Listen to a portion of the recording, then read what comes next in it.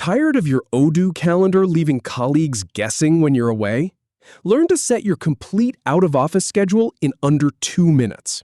First, open your profile settings. Then choose your dates and optional message, and finally, update your preferences to lock it in. Start by navigating to the Odoo homepage to get to your user menu.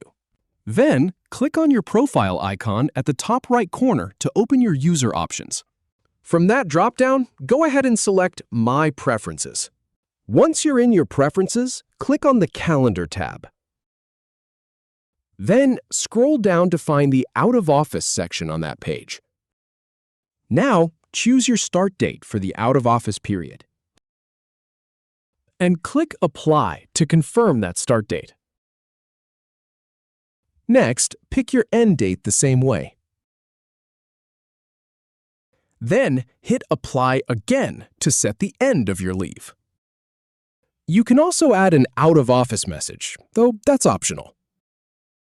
Finally, click Update Preferences to save everything. If you have any feedback or if any info is inaccurate, please leave a comment below.